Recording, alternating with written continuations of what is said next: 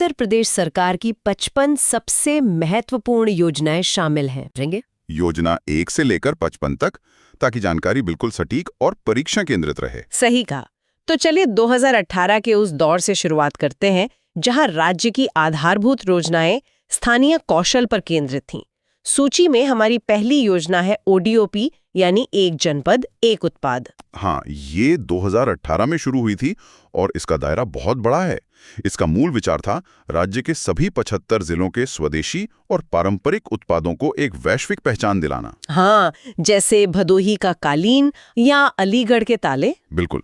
सरकार इन्हें तकनीकी प्रशिक्षण, मार्केटिंग और ऋण की सुविधा देती है। इससे स्थानीय कारीगर सीधे बाजार से जुड़ गए। बहुत बढ़िया। इसके बाद अगर हम महिला सशक्तिकरण की ओर देखें तो दस्तावेज की दूसरी योजना है मुख्यमंत्री कन्या सुमंगला योजना, जो 2019 में आई। इसका उद्देश्य कन्या भ्रूण हत्या को रोकना है। हाँ, ये एक बहुत ही अहम योजना है। लेकिन यहाँ सबसे दिलचस्प बात यह है कि सरकार बेटी के जन्म पर एक मुश्त पैसा देने के बजाय राशि को 6 अलग-अलग चरणों में डायरेक्ट बेनिफिट ट्रांसफर यानी डीबीटी के जरिए क्यों दे रही है? ये बहुत ही रणनीतिक फैसला है। देखिए, एक मुश्त राशि देने में जोखिम ये है कि वो पैसा शायद बच्ची की शिक्षा पर खर्च न होकर किसी और काम में इस्तेमाल हो जाए। ओह, अच्छा। हाँ, लेकिन 6 चरणों का ये जो मॉडल है, ये बच्ची के जन्म से लेकर उसके स्नातक होने तक शिक्षा की निरंतरता सुनिश्चित करता है। जन्म पर, फिर टीकाकरण पर, फिर स्कूल में दाखिले पर पैसा मिलता है। समझ गया। यानी ये परिवार के व्यवहार में बदलाव लाने का एक तरीका है। बिल्कुल। अब सुरक्षा के मोर्चे पर तीसरी योजना है मिशन शक्ति, जिसे 2020 में लॉन्च किया गया। ये कोई छोटी पहल नहीं है। इसके तहत राज्य के हर एक पुलिस थाने में विशेष महिला हेल्प डेस्क स्थापित किए गए और महिलाओं की सुरक्षा के लिए एंटी रोमियो स्क्वाड भी बनाए गए, ताकि सार्वजनिक स्थानों पर सुरक्षित माहौल बन सके। सही कहा। अब शिक्षा के क्षेत्र में चौथी योजना है मुख्यमंत्री अभ्युदय योजना, जो 2021 में आई। ये योजना उन छात्रों के लिए वरदान है जो यूपीएससी या नीट जैसी परीक्षाओं की तैयारी करना चाहते हैं, लेकिन महंगी कोचिंग का खर्च नहीं उठा सकते। सरकार उन्हें मुफ्त कोचिंग दे रही है। हाँ, और उसी डिजिटल युग को ध्यान में रखते हुए 2021 में ही 5वीं योजना आई, स्वामी विवेकानंद युवा सशक्तिकरण योजना। इसके तहत युवाओं को मुफ्त टैबलेट और स्मार्टफोन बांटे जा रहे हैं, है ना? एकदम सही, ताकि वे ऑनलाइन शिक्षा का लाभ उठा सकें। अब वापस चलते हैं उन पारंपरिक कारीगरों की तरफ, जिनकी हमने ओडीओपी में बात की थी। हमारी सूची में छठी योजना है विश्वकर्मा श्रम सम्मान योजना। ये योजना विशेष रूप से बढ़ई, दर्जी और लोहार जैसे पारंपरिक कारीगरों को लक्षित करती है। इनके पेशे से जुड़ी एक उन्नत टूल किट भी मुफ्त प्रदान की जाती है, ताकि वे तुरंत अपना काम शुरू कर सकें। बेहतरीन। या मैं 7वीं योजना के बारे में पूछना चाहूंगा, नंद बाबा दुग्ध मिशन, जो 2023 में आई। दस्तावेज कहता है कि इसके लिए 1000 करोड़ रुपए का विशाल बजट रखा गया है। हाँ, बजट काफी बड़ा है। मेरा सवाल यह है कि सिर्फ दूध उत्पादन के लिए इतना बड़ा बजट क्यों? देखिए, उत्तर प्रदेश हमेशा से दुग्ध उत्पादन में अग्रणी रहा है और सरकार स्थिति को बनाए रखना चाहती है। इस बजट का उपयोग गांव में दुग्ध सहकारी समितियां बनाने में किया जा रहा है। तो इससे बिचौलियों का खेल खत्म हो जाता है। बिल्कुल। डेयरी किसानों को उनके ही गांव में दूध का सही और लाभकारी दाम मिल जाता है। बहुत खूब। अब आते हैं 8वीं योजना पर, जो मुझे व्यक्तिगत रूप से एक बहुत ही अनोखा मॉडल लगी, मातृभूमि योजना, जो 2023 में आई। हाँ, ये दिलचस्प है। अगर कोई नागरिक अपने गांव में कोई पंचायत भवन या बुनियादी ढांचा बनवाना चाहता है, तो उसे 60% लागत देनी होगी और बाकी 40% सरकार देगी। और सबसे बड़ी बात, उस भवन का नाम उस नागरिक के पूर्वजों के नाम पर रखा जाएगा। ये प्रवासी भारतीयों और सक्षम नागरिकों को उनकी जड़ों से जोड़ने का एक बेहतरीन वित्तीय मॉडल है। 9वीं योजना है बाल सेवा योजना, जो कोविड के दौरान अनाथ हुए बच्चों के लिए 2021 में शुरू की गई। इसमें अभिभावक को 4000 रुपए प्रति माह दिए जाते हैं। और इसी के साथ हमारे पहले भाग की 10वीं योजना है बाल श्रमिक विद्या योजना। ये योजना बाल मजदूरी को जड़ से खत्म करने के लिए है। हाँ, अगर कोई बच्चा मजदूरी छोड़कर स्कूल जाता है, तो लड़कों को 1000 रुपए और लड़कियों को 1200 रुपए प्रति माह दिए जाते हैं। और कक्षा पास करने पर 6000 रुपए का नगद इनाम भी है, जो पढ़ाई जारी रखने के लिए एक बड़ा प्रोत्साहन है। बिल्कुल। तो ये था व्यक्ति केंद्रित योजनाओं का हिस्सा। अब हमारी चर्चा ग्रामीण बुनियादी ढांचे और किसानों की सुरक्षा की ओर मुड़ती है। हमारी सूची में 11वें नंबर पर है बीसी सखी योजना 2020। इसका उद्देश्य ग्रामीण महिलाओं को बैंकिंग कॉरेस्पॉन्डेंट बनाना है ताकि गांवों में घर घर तक बैंकिंग सुविधा पहुंच सके। इन्हें 6 महीने तक 4,000 रुपए मानदेय भी दिया जाता है। और किसानों की सुरक्षा के लिए 12वीं योजना है कृषक दुर्घटना कल्याण योजना। इसमें कृषि कार्य के दौरान किसी दुर्घटना में मृत्यु या विकलांगता होने पर किसान के परिवार को 5 लाख रुपए तक का बीमा कवर मिलता है। और इसमें सबसे महत्वपूर्ण बात यह है कि इसमें बटाईदार भी शामिल है। ये एक बहुत ही अहम बिंदु है, क्योंकि अक्सर जो व्यक्ति खेत जोत रहा होता है वो जमीन का मालिक नहीं होता। सही कहा। चलिए अब जमीन की ही बात करते हैं। 13वीं योजना है विरासत अभियान। हमने अक्सर देखा है कि गांवों में जमीनी विवाद भूमाफियाओं को जन्म देते हैं।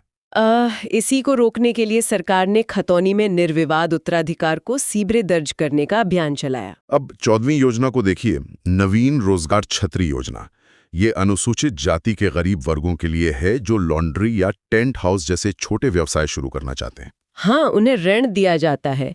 ये उनके लिए एक वित्तीय छतरी का काम करती है। स्वास्थ्य के मोर्चे पर 15वीं योजना है जन आरोग्य योजना। ये उन गरीबों के लिए है जो किसी तकनीकी कारण से आयुष्मान भारत योजना से छूट गए थे। सरकार ये सुनिश्चित कर रही है कि इन्हें भी 5 लाख रुपए का स्वास्थ्य कवर मिले। किसानों की आय बढ़ाने के लिए 16वीं योजना किसान कल्याण मिशन लाई गई, जिसके तहत ब्लॉक स्तर पर कृषि मेले लगाए जा रहे हैं। और पर्यावरण के लिए 17वीं योजना है गंगा हरितमा योजना, जिसमें गंगा नदी के तट से 1 किलोमीटर के दायरे में 27 जिलों में सघन वृक्षारोपण किया गया है। गन्ने की खेती यूपी के लिए बहुत महत्वपूर्ण है।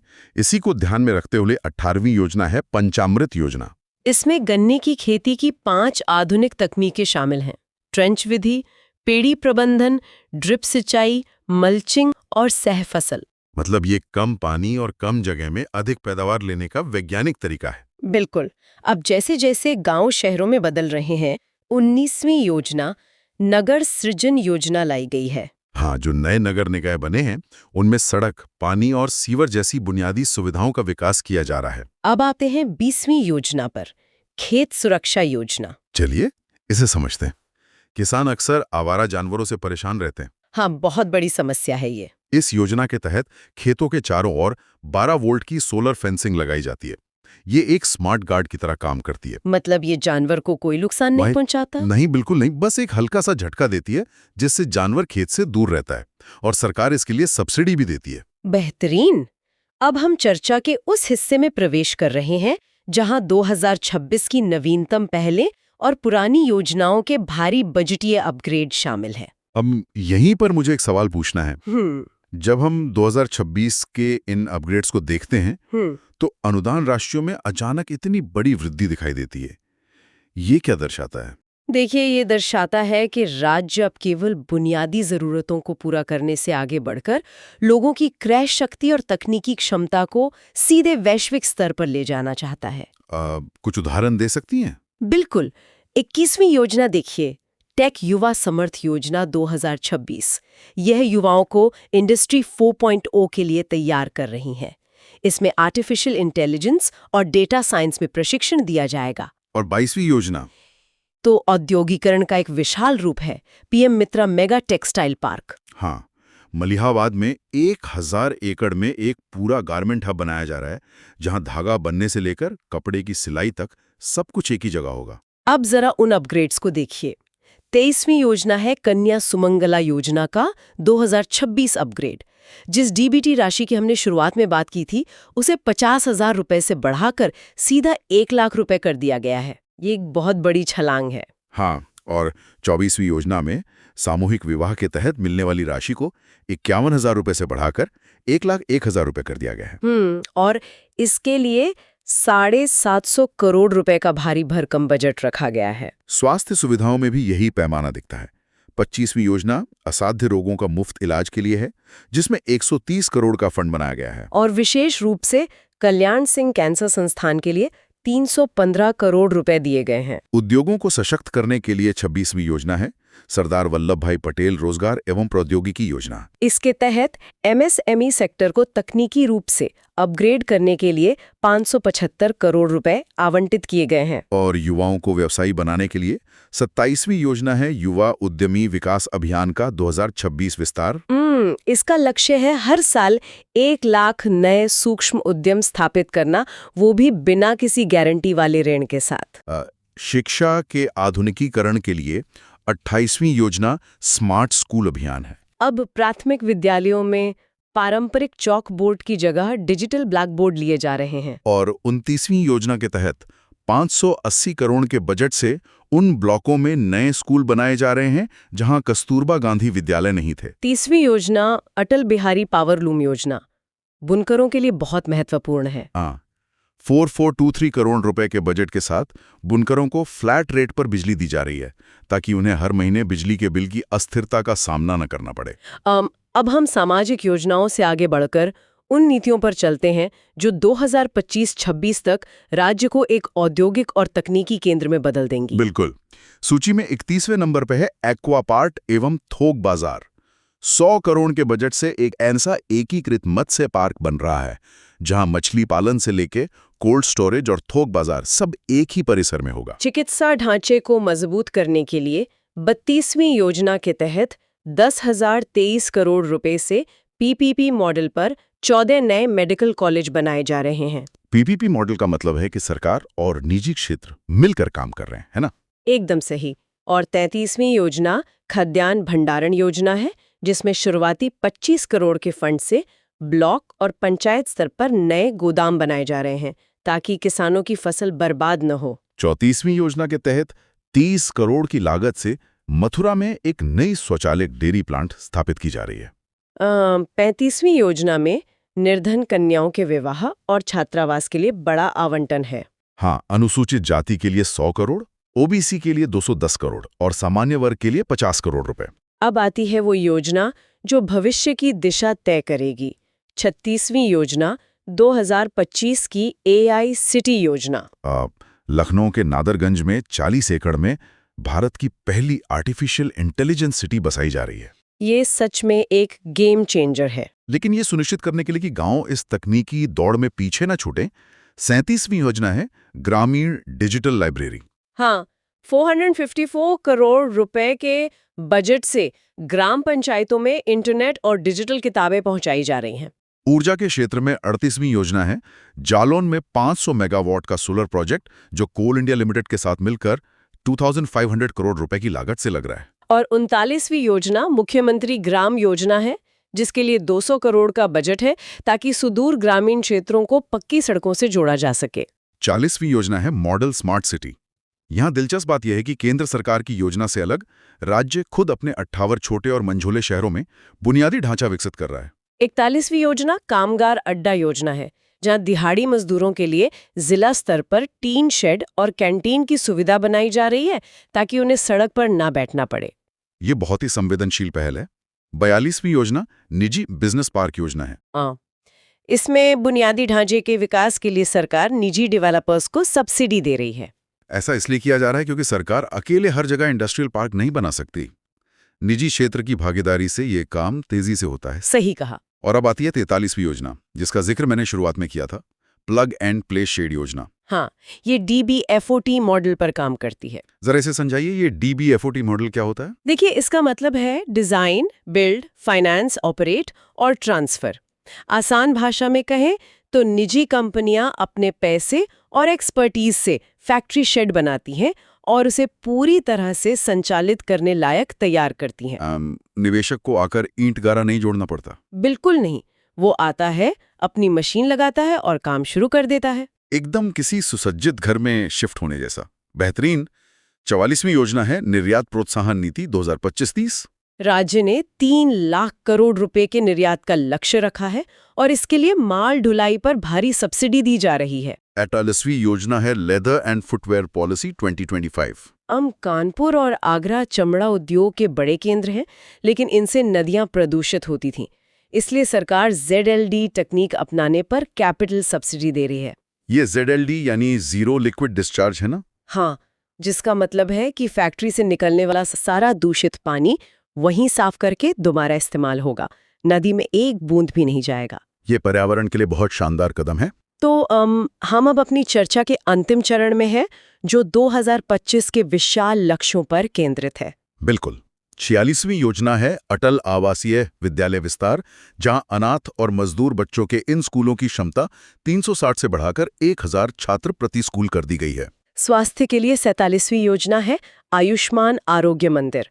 राज्य के 22,681 उपकेंद्रों को अपग्रेड किया गया है, जहां अब गैर संचारी रोगों की स्क्रीनिंग हो रही है, जैसे ब्लड प्रेशर और शुगर वगैरह की। हाँ एकदम। और 48वीं योजना के तहत जिला अस्पतालों में पीपीपी मॉडल पर मुफ्त डायलिसिस और सीटी स्कैन की सुविधा दी जा रही है। तकनीकी शिक्षा को उन्नत करने के लिए 49वीं योजना पॉलिटेक्निक स्मार्ट क्लास है, जिसमें 10 करोड़ के शुरुआती बजट से इंटरैक्टिव पैनल लगाए गए हैं। और 50वीं योजना डेटा सेंटर पार्क योजना है, जिसका लक्ष्य 900 मेगावाट क्षमता और 8 नए डेटा सेंटर स्थापित करना है। यह डिजिटल यूपी की रीढ़ बनेगी। बिल्कुल बनेगी। 51वीं योजना डिफेंस कॉरिडोर इंफ्रास्ट्रक्चर है। इसके लिए 461 करोड़ रुपए बुंदेलखंड एक्सप्रेसवे क्षेत्रों के लिए आवंटित किए गए हैं, ताकि वहां रक्षा उपकरण बनाए जा सकें। अम्मा 52वीं योजना है जल जीवन मिशन। इस योजना का पैमाना मुझे बहुत हैरान करता है। हाँ, इसका पैमाना ही इसकी सबसे बड़ी खूबी है। 2025 तक 2.67 करोड़ परिवारों को 100% नल जल देने का लक्ष्य है। जरा सोचिए, इतने बड़े राज्य में हर घर तक पाइप से पानी पहुंचाना, वो भी विशेष रूप से बुंदेलखंड जैसे सूखे क्षेत्रों में, बुनियादी ढांचे का एक ऐतिहासिक विस्तार है, ताकि उनकी गतिशीलता बढ़े। और 54वीं योजना इलेक्ट्रॉनिक्स घटक विनिर्माण नीति 2025 है। इसके तहत विदेशी कंपनियों को भारी छूट दी जा रही है, ताकि वे यूपी में आकर सेमीकंडक्टर और चिप का निर्माण करें। और अंत में सूची की अंतिम योजना क्रमांक 55 है युवा उद्यमी विकास अभियान 2025 बेस। इसमें 1000 करोड़ रुपए के बजट के साथ युवाओं को 5 लाख रुपए तक का ब्याज मुक्त ऋण दिया जा रहा है। इसका मूल उद्देश्य बहुत गहरा है। ये युवाओं की मानसिकता को बदलना चाहता है। मतलब ये उन्हें नौकरी मांगने वाले की बजाय नौकरी देने वाले के रूप में स्थापित कर रहा है। जॉब सीकर से जॉब क्रिएटर।